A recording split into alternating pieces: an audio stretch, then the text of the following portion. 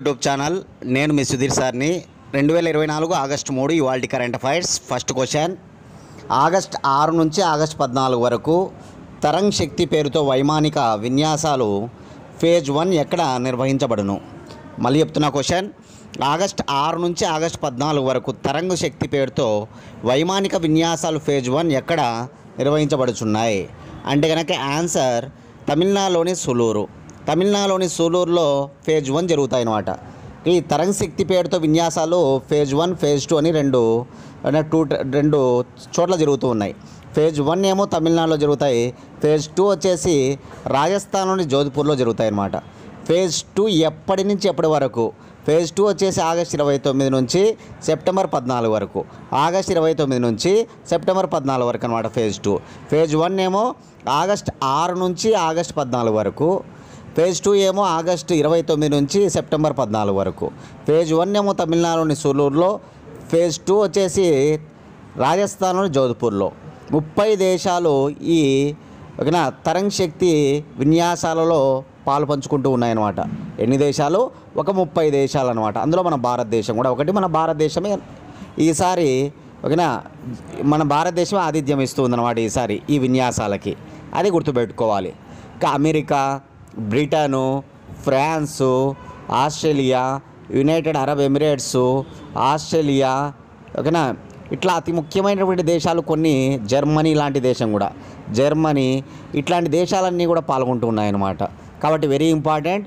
ఇది ఒక వైమానిక విన్యాసం అని గుర్తుపెట్టుకోవాలి. తరంగ్ శక్తి ఎక్కడ అనేది గుర్తుపెట్టుకోవాలి. ఎన్ని దేశాలు పాల్గొంటున్నాయనేది గుర్తుపెట్టుకోవాలి. దీనికి సంబంధించి ఇంకా ఏమైనా న్యూస్ ఉంటే తర్వాత రోజుల్లో కరెంట్ అఫైర్స్లో తెలుసుకుందాం. నాకు బాగా ఇంపార్టెంట్, విన్యాసాలన్నీ కూడా ఒక చోట నోట్ చేసుకోవాలి. ఈ సంవత్సర విన్యాసాలన్నీ కూడా మనం చెప్పకనే చెప్తూ వస్తున్నాం అనమాట. కాబట్టి అన్నీ కూడా ఒక చోట నోట్ చేసుకుంటే మీకు చదువుకోవడానికి వీలుగా ఉంటుంది అనమాట. చాలా ఇంపార్టెంట్. ఓకేనా? క్వశ్చన్, ప్రపంచంలో అత్యంత ప్రజాదరణ కలిగిన నాయకుడిగా ఎవరు నిలిచారు? చూడండి, ప్రపంచంలో అత్యంత ప్రజాదరణ కలిగిన నాయకుడిగా ప్రధానమంత్రి నరేంద్ర మోడీ నిలవడం జరిగిందనమాట. మళ్ళీ ఇక అమెరికాకు చెందినటువంటి ఒక సంస్థ మార్నింగ్ కన్సల్ట్. ఈ మార్నింగ్ కన్సల్ట్ అనేటువంటి సంస్థ ఇచ్చినటువంటి ఒక 25 మంది అగ్రనాయకుల జాబితా అనమాట. అత్యంత ప్రజాదరణ కలిగిన నాయకుల జాబితా, ఒక 25 మంది జాబితాను రిలీజ్ చేసింది. అందులో టాప్లో ఎవరున్నారంటే కనుక ప్రధానమంత్రి నరేంద్ర మోడీ 69% ఓటింగ్తో టాప్లో ఉన్నాడు. 69%. ప్రధానమంత్రి నరేంద్ర మోడీ తర్వాత రెండవ స్థానంలో Mexico president Lopez Obrador, Lopez Obrador 63%తో లోపేజ్ అబ్రాడర్ సెకండ్ ప్లేస్లో ఉన్నాడనమాట. థర్డ్ ప్లేస్లో వచ్చేసి 3వ స్థానంలో అర్జెంటీనా అధ్యక్షుడు అర్జెంటీనా ప్రెసిడెంట్ జేవియర్ మిలీ 60% ఓటింగ్తో టాప్ 3లో ఉన్నాడనమాట. టాప్ 3. టాప్ 4 వచ్చేసి వియోల్ అమ్హడ్. ఈ వియోల్ అమ్హడ్ ఎవరంటే కనుక ఈయన స్విట్జర్లాండ్ ప్రెసిడెంట్ అనమాట. స్విట్జర్లాండ్ ప్రెసిడెంట్ అయినటువంటి వియోల్ అమ్హడ్ 4th ప్లేస్లో ఉన్నాడనమాట. ఓకేనా? కాబట్టి టాప్ 1, టాప్ 2, టాప్ 3, టాప్ 4 భారత ప్రధాని Narendra Modi, Mexico president Lopez Obrador, Argentina president Javier Milei, Switzerland president Viola Amherd అనమాట. చివరి స్థానంలో జపాన్ ప్రధానమంత్రి ఫుమియో కిషిడా చివరి స్థానంలో ఉన్నాడనమాట. గతంలో కూడా అత్యంత ప్రజాదరణ కలిగిన నాయకుడిగా నరేంద్ర మోడీ నిలవడం, మళ్ళీ ఇప్పుడు అదే స్థానాన్ని కంటిన్యూ చేయడం, ఇవన్నీ కూడా మనకు గుర్తుంచుకోవాలి. చాలా ఇంపార్టెంట్ అనమాట మార్నింగ్ కన్సల్ట్ ప్రకారం.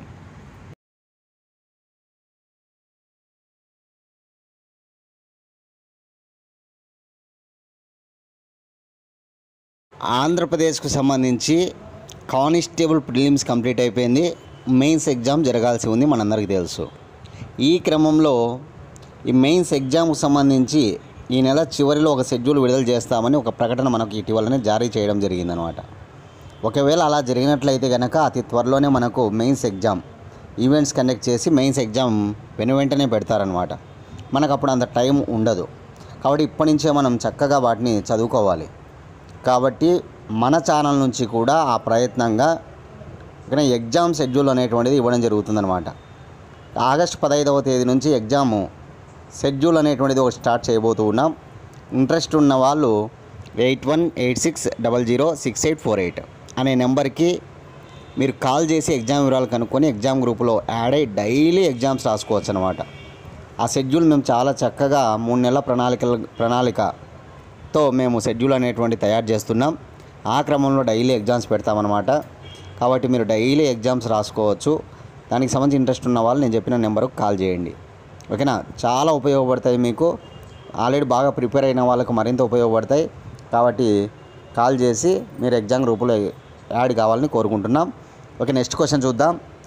యాక్సియోమ్ 4 మిషన్లో భాగంగా అంతరిక్ష కేంద్రానికి ప్రధాన పైలట్గా వెళ్ళనున్న గ్రూప్ ఓకేనా గగన్యాన్ యాత్రికుడు ఎవరు? చూడండి, గగన్యాన్ యాత్ర అనేది మనందరికీ తెలుసు. అంటే మన భారతదేశం ఇంతవరకు కూడా ఇస్రో వారు మానవులను పంపించలేదన్నమాట అంతరిక్షయానానికి. కాబట్టి అంతరిక్ష కేంద్రానికి మానవులు పంపించాలనేటువంటి ఉద్దేశం మీద ఇస్రో చేపట్టినటువంటి ప్రయోగాన్ని ఏమంటారంటే గగన్యాన్ అంటారు. గగన్యాన్ ప్రాజెక్ట్ అనమాట. ఈ గగన్యాన్ ప్రాజెక్టులో భాగంగా 4 ఆల్రెడీ సెలెక్ట్ చేశారనమాట. అంతరిక్షంలోకి మానవులను పంపేటువంటి కార్యక్రమంలో భాగంగా 4 భారతీయులను సెలెక్ట్ చేయడం జరిగిందనమాట. వాళ్ళ పేర్లు ఆల్రెడీ మనం 6 నెలల ముందే చెప్పడం జరిగిందనమాట. వాళ్ళ పేర్లు కావాలంటే రాసుకొని చాలా ఇంపార్టెంట్. గగన్యాన్ ప్రాజెక్టులో భాగంగా మన దేశం ఓకేనా వ్యోమగాములు ఎవరెవరు వెళ్ళబోతూ ఉన్నారు అంటే కనుక ఒకరు శుభాంశు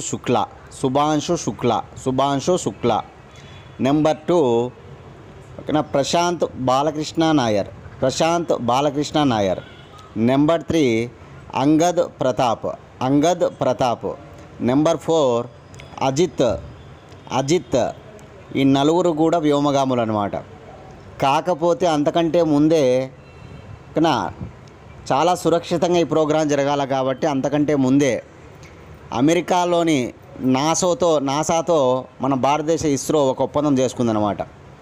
ఇటీవల ఈ యాక్సియోమ్ 4 మిషన్ను నాసా వాళ్ళు చేపట్టనున్నారనమాట. అంటే అంతరిక్ష కేంద్రం ఉంది కదా మనకి, ఇంటర్నేషనల్ స్పేస్ సెంటర్, అంతర్జాతీయ అంతరిక్ష కేంద్రం ఉందన్నమాట. దానికి నాసా వాళ్ళు ఇటీవల యాక్సియోమ్ 4 మిషన్ అనేటువంటి ఒక ప్రయోగాన్ని చేపట్టనున్నారనమాట. దానిలో భాగంగా మన భారతీయులు ఎవరైతే సెలెక్ట్ అయ్యారో ఆ సెలెక్ట్ అయిన వాళ్ళలో 2 మన భారతీయులు సెలెక్ట్ చేయడం జరిగిందనమాట. ఓకేనా? ఎందుకంటే వాళ్ళు ఈ అంతర్జాతీయ అంతరిక్ష కేంద్రానికి వెళ్తే కనుక అదంతా కూడా నీట్గా వాళ్ళకి అర్థమవుతుందన్నమాట. వెంటనే మన వాళ్ళు చేపట్టే ప్రయోగానికి అది చాలా ఓకేనా సులభం అవుతుందన్నమాట. ఆ క్రమంలో భాగంగా మన భారతదేశం నుంచి ఒకరు వెళ్ళబోతూ ఉన్నారు. కాకపోతే 2 సెలెక్ట్ చేశారనమాట. కారణం ఏంటంటే ఒకరు ఆ రోజు అది వెళ్ళే ప్రయోగ సమయానికి అనూహ్య పరిమాణాల వల్ల వాళ్ళు వెళ్ళకపోతే 2వ వ్యక్తి వెళ్ళవలసి ఉంటుందన్నమాట. ఆ క్రమంలో 2 సెలెక్ట్ చేశారనమాట. కానీ మెయిన్గా గ్రూప్ కెప్టెన్ అయినటువంటి శుభాంశు శుక్లాను సెలెక్ట్ చేశారనమాట. ఒకవేళ శుభాంశు శుక్లా వెళ్ళకపోయినట్లయితే కనుక ఆ రోజు అందుకని 2వ వ్యక్తిని కూడా సెలెక్ట్ చేశారనమాట. అతను ఎవరంటే కనుక ప్రశాంత్ బాలకృష్ణ నాయర్ అనమాట. వీళ్ళిద్దరి పేర్లు గుర్తుపెట్టుకోవాలి. కానీ ఏ ప్రయోగంలో భాగంగా వీళ్ళిద్దరు వెళ్ళనున్నారంటే కనుక యాక్సియోమ్ 4 మిషన్, అమెరికాలోని నాసా చేపట్టేటువంటి ప్రయోగం ఈ యాక్సియోమ్ 4 మిషన్ అనమాట. దానిలో భాగంగా సెలెక్ట్ అయినటువంటి వాళ్ళు మన భారతీయులు గగన్యాన్ యాత్రికులు ఎవరంటే కనుక ఒకరు ఫస్ట్ పర్సన్గా గుర్తుపెట్టుకోవాల్సింది ఎవరిని? శుభాంశు శుక్లాను. సెకండ్ పర్సన్గా గుర్తుపెట్టుకోవాల్సింది ప్రశాంత్ బాలకృష్ణ నాయర్ను. చాలా ఇంపార్టెంట్ అనమాట. సైన్స్ అండ్ టెక్నాలజీలో నోట్ చేసుకోవాలి. ఇస్రో చేపట్టబోతున్నటువంటి అత్యంత అద్భుతమైనటువంటి ప్రాజెక్ట్ అనమాట గగన్యాన్ ప్రాజెక్టు. దానిలో భాగంగా 4ని సెలెక్ట్ చేశారు. ఆ 4లో ఇప్పుడు 2ని అమెరికా చేపట్టబోయే ప్రయోగంలో భాగంగా వాళ్ళని 2ని సెలెక్ట్ చేయడం జరిగింది. కానీ వెళ్ళడం మాత్రం ఒకరే అనమాట. ఓకేనా? అది గుర్తుంచుకోవాలి.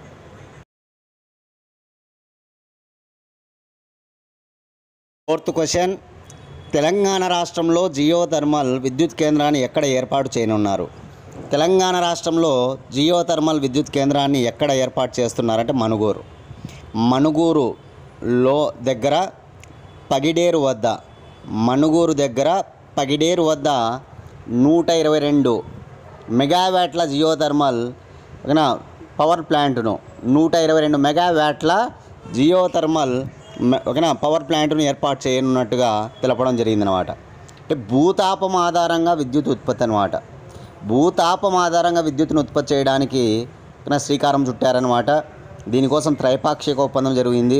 ఈ త్రైపాక్షిక ఒప్పందంలో ఉన్నటువంటి 3 సంస్థలు ఏమంటే, 1 సింగరేణి, 2 ONGC, 3 తెలంగాణ రెడ్కో. మళ్ళీ చెప్తున్న 3 సంస్థలు ఏమేమి ఉన్నాయనేది, 1 సింగరేణి, 2 ONGC, 3 తెలంగాణ రెడ్కో అనమాట. ఈ 3 సంస్థల మధ్య జరిగినటువంటి ఒప్పందం అనమాట. ఎన్ని మెగావాట్ల విద్యుత్ ఉత్పత్తి అవుతుందంటే 122 మెగావాట్ల విద్యుత్ ఉత్పత్తి అవుతుంది. ఎక్కడ దీని నిర్మాణం జరుగుతుంది? తెలంగాణ రాష్ట్రంలో మణుగూరు వద్ద ఉన్నటువంటి పగిడేరు దగ్గర ఈ విద్యుత్ ఉత్పత్తి నిర్మాణం జరుగుతూ ఉందన్నమాట. భూతాపం ఆధారంగా, అందుకే దీన్ని జియోథర్మల్ ఒక విద్యుత్ కేంద్రం అని పిలుస్తారనమాట. ఈ మణుగూరు అనేటువంటిది గొప్ప జియోథర్మల్ క్షేత్రంగా నిలవబోతూ ఉందన్నమాట. జియోథర్మల్ క్షేత్రంగా నిలవబోతూ ఉంది ఏదంటే కనుక ఈ మణుగూరు అనేటువంటిది గుర్తుపెట్టుకోవాలి.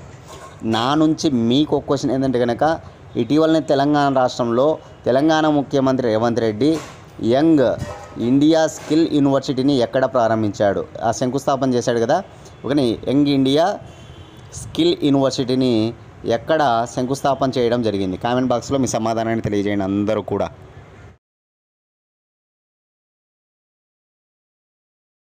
నెంబర్ 5, ప్రపంచ బ్యాంకు నివేదిక ప్రకారం అమెరికా తలసరి ఆదాయంలో 4వ వంతు చేరడానికి భారత్కు ఎన్నేళ్ళు పడుతుంది? ప్రపంచ బ్యాంకు నివేదిక ప్రకారం అమెరికా తలసరి ఆదాయంలో 4వ వంతు చేరడానికి భారత్కు 75 సంవత్సరాలు పడుతుంది అన్నమాట. 75 ఏళ్ళు పడుతుంది. ఎన్నేళ్ళు పడుతుంది? 75 ఏళ్ళు. ఏ దేశ తలసరి ఆదాయంలో? అమెరికా తలసరి ఆదాయంలో ఎన్నో వంతు 4వ వంతు చేరడానికి భారతదేశానికి ఎన్నేళ్ళు పడుతుందంటే 75 ఏళ్ళు. ఎవరి నివేదిక ఇది? ప్రపంచ బ్యాంకు నివేదిక అనమాట. ఓకేనా. వచ్చే కొన్ని దశాబ్దాలలో అధికాదాయ దేశాలుగా మారడానికి భారత్ సహా 100కు పైగా దేశాలు తీవ్ర అడ్డంకులను అధిగమించాల్సి రావచ్చని ప్రపంచ బ్యాంకు తాజా నివేదికలో పేర్కొందనమాట. మళ్ళీ చెప్తున్నా, చాలా ఇంపార్టెంట్ ఈ పాయింట్. వచ్చే కొన్ని దశాబ్దాల్లో అధిక ఆదాయ దేశాలుగా మారడానికి భారత్ సహా 100కు పైగా దేశాలు తీవ్ర అడ్డంకులను అధిగమించాల్సి రావచ్చని ప్రపంచ బ్యాంకు తాజా నివేదికలో పేర్కొందనమాట.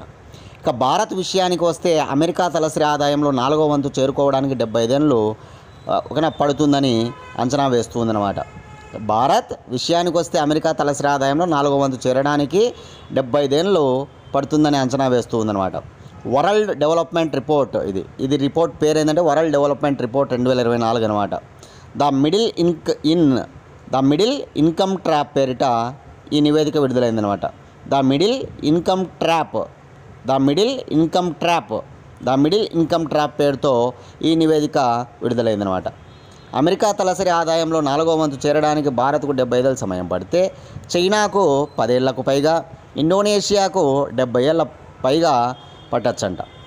ఓకే, భారతదేశానికి 75 ఏళ్ళు పడితే చైనాకు 10 ఏళ్ళు పట్టచ్చంట, ఇండోనేషియాకు 70 ఏళ్ళ వరకు పట్టచ్చు అని చెప్పి ఈ నివేదిక చెప్తుందన్నమాట.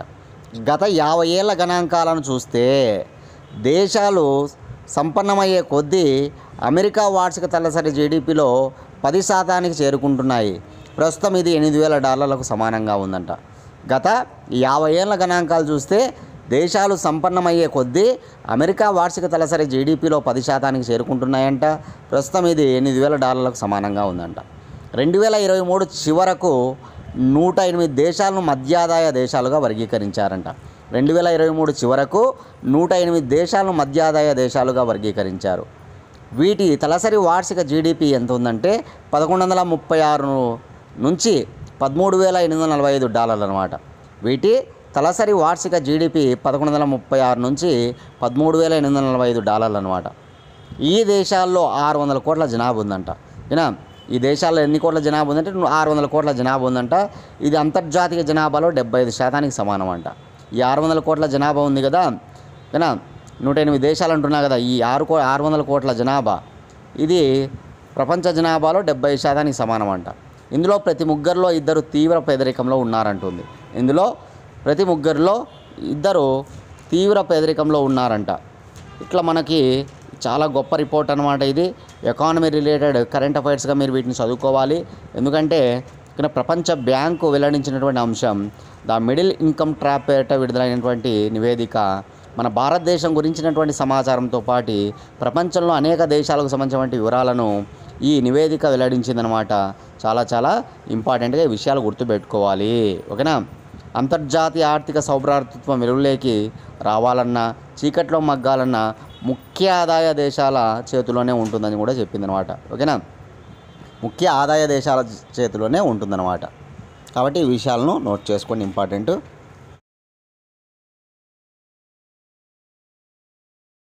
Question number 6. ఉగ్రవాద వ్యతిరేక చట్టం కింద జమాతే ఇస్లామీపై ఏ దేశం నిషేధం విధించింది? ఉగ్రవాద వ్యతిరేక చట్టం కింద జమాతే ఇస్లామీపై నిషేధం విధించిన దేశం బంగ్లాదేశ్. చూడండి, బంగ్లాదేశ్లో ప్రధానమంత్రి షేక్ హసీనా నేతృత్వంలో అవామీ లీగ్ గవర్నమెంటు జమాతే ఇస్లామీ, దాని అనుబంధ సంస్థ విద్యార్థి సంస్థ అయినటువంటి ఇస్లామీ ఛత్రా శిబిర్ను ఉగ్రవాద వ్యతిరేక చట్టం కింద నిషేధించిందన్నమాట.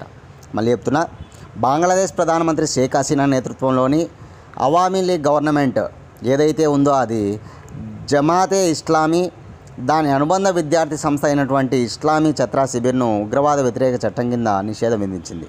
ఈ రెండు సంస్థల పేరు గుర్తుపెట్టుకోవాలి.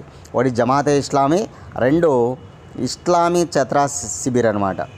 కారణం ఎందుకు అంటే కనుక ప్రభుత్వ ఉద్యోగాల్లో రిజర్వేషన్లకు వ్యతిరేకంగా ఈ రెండు సంస్థలు దేశవ్యాప్తంగా ఉద్యమాన్ని రెచ్చగొట్టాయంట. ప్రభుత్వ ఉద్యోగాల్లో రిజర్వేషన్లకు వ్యతిరేకంగా ఈ రెండు సంస్థలు కూడా దేశవ్యాప్తంగా ఉద్యమాన్ని రెచ్చగొట్టాయన్నమాట. దాని కారణం వల్ల 150 మంది మరణించారు అని ప్రభుత్వం ఆరోపిస్తూ ఉందన్నమాట. వీళ్ళు ఈ రెండు సంస్థలు కూడా విద్యార్థులను రెచ్చగొట్టి ఓకేనా 150 మంది మరణానికి కారణమయ్యారని చెప్తూ ఉందన్నమాట గవర్నమెంట్. ఏ దేశంలో? బంగ్లాదేశ్లో. మా బంగ్లాదేశ్లో పెద్ద ఎత్తున అల్లర్లు జరుగుతూ ఉన్నాయన్నమాట. ప్రభుత్వానికి మరియు విద్యార్థులకు మధ్య పెద్ద ఎత్తున అల్లర్లు జరుగుతూ ఉన్నాయన్నమాట. ఓకేనా. ఈ ఉద్యోగాలలో రిజర్వేషన్లకు సంబంధించి పెద్ద ఎత్తున అక్కడ అల్లర్లు జరిగి ఏకంగా 150 మంది పైగా ఘర్షణల్లో మరణించారన్నమాట. కాబట్టి దానిలో భాగంగా రెండు సంస్థలను ఇప్పుడు గవర్నమెంటు నిషేధం విధించడం జరిగిందనమాట. కాబట్టి గుర్తుంచుకోవాలి, చాలా చాలా ఇంపార్టెంట్. బంగ్లాదేశ్ రాజధాని ఢాకా, బంగ్లాదేశ్ కరెన్సీ టాకా అనమాట. బంగ్లాదేశ్ రాజధాని ఢాకా, బంగ్లాదేశ్ కరెన్సీ టాకా. బంగ్లాదేశ్ దేశ భాష బెంగాలీ అనమాట, బెంగాలీ. ఓకేనా. బంగ్లాదేశ్ ప్రధానమంత్రి షేక్ హసీనా. ఇక్కడ అందరూ కూడా ఆమెను రాజీనామా చేయమని కూడా అడుగుతున్నారు. రాజీనామా చేసే ఛాన్స్ కూడా ఉందన్నమాట. కాబట్టి గుర్తుంచుకోవాలి, చాలా ఇంపార్టెంట్. ఓకేనా. ఇకపోతే నా నుంచి ఒక క్వశ్చన్ ఏంటంటే, నిన్నటి క్లాస్లో నేను చెప్పా, ఎస్సీ ఉపవర్గీకరణకు సంబంధించి ఇక్కడ సుప్రీంకోర్టు తీర్పు ఇవ్వడం జరిగిందనమాట. ఈ తీర్పులో భాగంగా ఎంతమంది న్యాయమూర్తులు 6:1 అని కూడా చెప్పాను నేను. 6 మంది అనుకూలంగా, ఒకరు వ్యతిరేకంగా ఓకేనా ఈ ధర్మాసనంలో ఉన్నటువంటి న్యాయమూర్తులు ఓటు వేయడం జరిగిందనమాట. కాబట్టి 7 మంది పేర్లు నోట్ చేయండి ఓకేనా కామెంట్ బాక్స్లో. అందులో 6 మంది అనుకూలం ఉన్నారు, ఒకరు వ్యతిరేకంగా ఉన్నారు. వ్యతిరేకంగా ఉన్న వ్యక్తి పేరు కూడా మనం గుర్తుపెట్టుకోవాలి. ఏ న్యాయమూర్తి ఎస్సీ ఉపవర్గీకరణకు వ్యతిరేకంగా ఓకేనా ఆయన ఓటు వేయడం జరిగిందనేది కూడా కామెంట్ బాక్స్లో మీరు తెలపండి. మొత్తం 7 మంది పేర్లు అనమాట. బాగా నేర్చుకోవాలి. ఆ 7 మంది పేర్లు చాలా చాలా ఇంపార్టెంట్ అనమాట.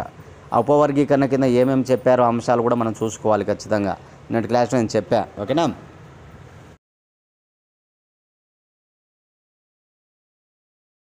Question number 7.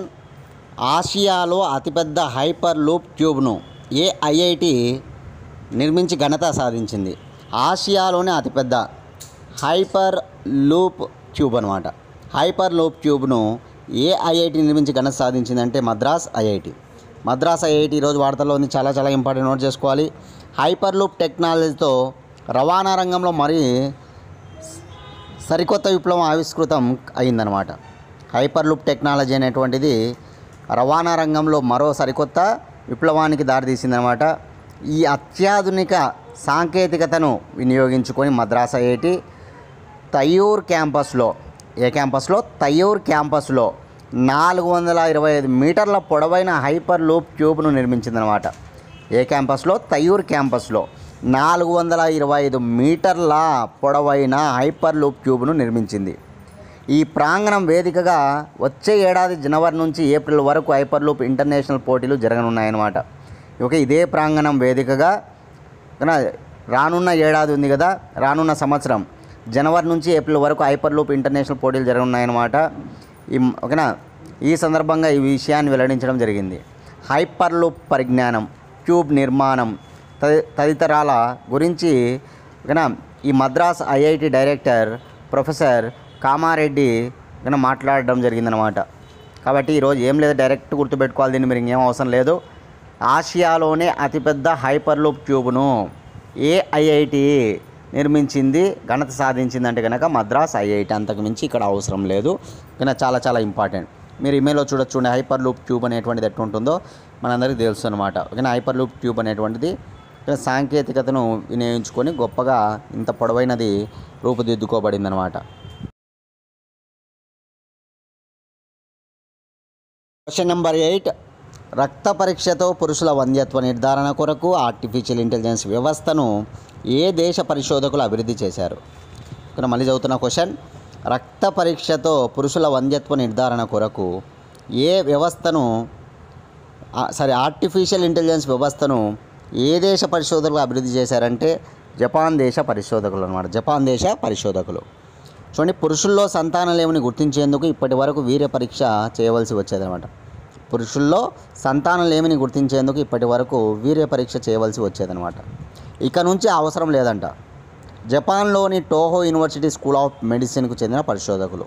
జపాన్లోని టోహో యూనివర్సిటీ స్కూల్ ఆఫ్ మెడిసిన్కు చెందిన పరిశోధకులు ఒక చిన్న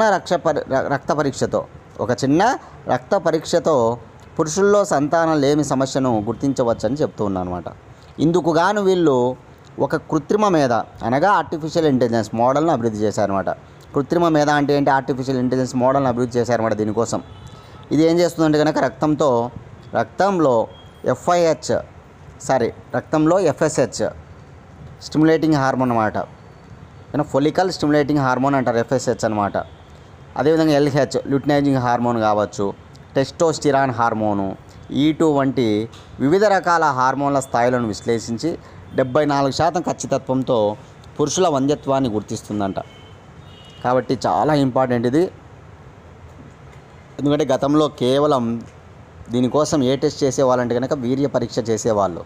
ఇక నుంచి అవసరం లేకుండా రక్త పరీక్షతో కూడా ఇది నిర్ధారించవచ్చు అన్నమాట. కాబట్టి వెరీ వెరీ వెరీ వెరీ ఇంపార్టెంట్గా మనం సైన్స్ అండ్ టెక్నాలజీలో సైన్స్లో నోట్ చేసుకోవాలి. ఇక నా నుంచి మీకు క్వశ్చన్ ఏంటంటే కనుక ఇటీవలనే కేంద్ర ప్రభుత్వం భారతదేశంలో న్యాయస్థానాల్లో ఎన్ని కేసులు పెండింగ్ ఉన్నట్లుగా చెప్పింది. భారతదేశం మొత్తం మీద ఉన్నటువంటి న్యాయస్థానాలు చాలా ఉంటాయి. సుప్రీంకోర్టు కావచ్చు, హైకోర్టు కావచ్చు, డిస్ట్రిక్ట్ కోర్ట్స్ కావచ్చు, ఇట్లా అన్ని కోర్టులలో ఎన్ని కేసులు పెండింగ్ ఉన్నట్లుగా ఓకేనా చెప్పడం జరిగింది కేంద్రం అనేది కామెంట్ బాక్స్లో మీ సమాధానాన్ని తెలియజేయండి. పెండింగ్ కేసులు ఎన్ని, భారతదేశంలో పెండింగ్ కేసులు ఎన్ని ఉన్నాయి? ఓకేనా. క్వశ్చన్. భరతనాట్యము కూచిపూడి ప్రసిద్ధ నృత్యకారిణి యామిని కృష్ణమూర్తి మరణించగా ఈమె ఏ పురస్కారం పొందినది? చూడండి, భరతనాట్యంలో కూచిపూడిలో అత్యంత ప్రసిద్ధ నృత్యకారిణి అనమాట. ఎవరంటే యామిని కృష్ణమూర్తి. ఆమె చనిపోవడం జరిగింది. ఆమె వయసు 84 ఏళ్ళు అనమాట చనిపోయే నాటికి. ఓకేనా, 84 సంవత్సరాల వయసులో ఆమె చనిపోయింది. ఢిల్లీలో చికిత్స పొందుతూ అపోలో ఆసుపత్రిలో ఆమె చనిపోవడం జరిగిందనమాట. వృద్ధాప్య రోగాలతో ఆమె చికిత్స పొందుతూ ఆమె మరణించడం జరిగిందనమాట. చూడండి, ఈమెకు భారతదేశంలో అత్యున్నత పురస్కారమైనటువంటి భారతరత్న, రెండవది పద్మవిభూషణ్, మూడవది పద్మభూషణ్, 4 పద్మశ్రీ, ఇట్లా 4 ఉంటాయి. ఇందులో భారతరత్న తప్ప పద్మవిభూషణ్ వచ్చింది, పద్మభూషణ్ వచ్చింది, పద్మశ్రీ వచ్చింది అనమాట. 3 వచ్చాయి. కాబట్టి రెండవ అత్యున్నత పురస్కారమైన పద్మవిభూషణ్, మూడవ అత్యున్నత పురస్కారమైన పద్మభూషణ్, 4వ అత్యున్నత పురస్కారమైన పద్మశ్రీ, ఈ 3 అవార్డులు కూడా ఆమెకు వరించాయన్నమాట. పద్మశ్రీ 1968లో, పద్మభూషణ్ 2001లో, పద్మవిభూషణ్ 2016లో. మళ్ళీ చెప్తున్నా, పద్మశ్రీ 1968లో, పద్మభూషణ్ 2001లో, పద్మవిభూషణ్ 2016లో ఆమెకు రావడం జరిగింది. అదేవిధంగా చాలా ముఖ్యంగా సంగీతంలో సంగీత నాటక అకాడమీ అవార్డు ఉంటుంది. ఈ సంగీత నాటక అకాడమీ అవార్డు కూడా ఆమెకు వరించింది 1977లో. ఢిల్లీలో యామిని స్కూల్ ఆఫ్ డ్యాన్స్ను 1990లో ఢిల్లీలో ప్రారంభించిందనమాట. ఈమె ఆంధ్రప్రదేశ్లో ఉన్నటువంటి అన్నమయ్య జిల్లాలోని మదనపల్లిలో పుట్టడం జరిగింది. ఆంధ్రప్రదేశ్లోని అన్నమయ్య జిల్లాలోని మదనపల్లిలో ఆమె పుట్టడం జరిగిందనమాట. 1940లో పుట్టింది. ఆమె వయస్సు 84 ఏళ్ళు అనమాట. ఇప్పుడు ఆమె చనిపోవడం జరిగింది. యామిని కృష్ణమూర్తి భరతనాట్యంలో అత్యంత ప్రసిద్ధ నృత్యకారిణి యాక్చువల్గా. తర్వాత కూచిపూడి అనమాట. యాక్చువల్గా ఆమె తమిళనాడులో ఉంది. ఆమె నివాసం అంతా కూడా తమిళనాడే అనమాట. కాబట్టి ఆమె తమిళనాడు రాష్ట్రానికి చెందిన వ్యక్తిగా గుర్తింపు పొందుతూ ఉందన్నమాట. ఇవి గుర్తుంచుకోవాలి. యామిని కృష్ణమూర్తి అత్యంత ప్రసిద్ధ నృత్యకారిణి. ఎంతోమందిని భరతనాట్య నృత్యకారిణిగా, అదేవిధంగా కూచిపూడి నృత్యకారిణిగా మార్చిందనమాట ఎంతోమందిని, యువతను. కాబట్టి ఈరోజు ఆమె మన ముందు లేదు. కాబట్టి భారతదేశ ప్రధానమంత్రి నరేంద్ర మోడీ, రాష్ట్రపతి ద్రౌపది ముర్ము, హోంమంత్రి అమిత్ షా, ఆర్థిక మంత్రి నిర్మలా సీతారామన్, అదేవిధంగా తెలంగాణ ముఖ్యమంత్రి రేవంత్ రెడ్డి, ఆంధ్రప్రదేశ్ ముఖ్యమంత్రి నారా చంద్రబాబు నాయుడు, హర్యానా గవర్నర్ తెలుగువాడైనటువంటి బండారు దత్తాత్రేయ, త్రిపుర గవర్నర్ అయినటువంటి తెలుగువాడైన ఇంద్రసేనారెడ్డి, వీళ్ళందరూ కూడా ఆమె చనిపోవడాన్ని దిగ్భ్రాంతి వ్యక్తం చేయడం జరిగిందనమాట. ఆమెకు నివాళులు అర్పించడం జరిగిందనమాట. కాబట్టి గుర్తుంచుకోవాలి, యామిని కృష్ణమూర్తి చాలా చాలా గొప్పగా బతికినటువంటి ఆమె. ఈరోజు చాలామందికి, చాలామంది డ్యాన్సర్స్కి ఆమె ఆదర్శంగా ఉండేదన్నమాట. ఆమె ఈరోజు మన ముందు లేరు. ఓకేనా. మన ఛానల్ నుంచి 1 ఇయర్ కరెంట్ అఫైర్స్ రెడీగా ఉన్నాయి. కావాలనుకున్న వాళ్ళు 8186006848 అనే నెంబర్కి 100 రూపీస్ ఫోన్పే చేసి అదే నెంబర్కి స్క్రీన్ షాట్ పెట్టండి. 24 గంటల లోపల ఆ పీడిఎఫ్ ఫైల్ పంపిస్తాం. డేట్ టు డేట్ విత్ ఎక్స్ప్లెనేషన్తో కరెంట్ అఫైర్స్ ఉంటాయి.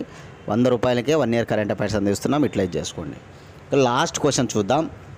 America swimmer Katie Ledecky Paris Olympic క్రీడల్లో ఎన్ని మీటర్ల ఫ్రీ స్టైల్లో స్వర్ణం సాధించింది? చూడండి, చాలా పాపులర్ అనమాట.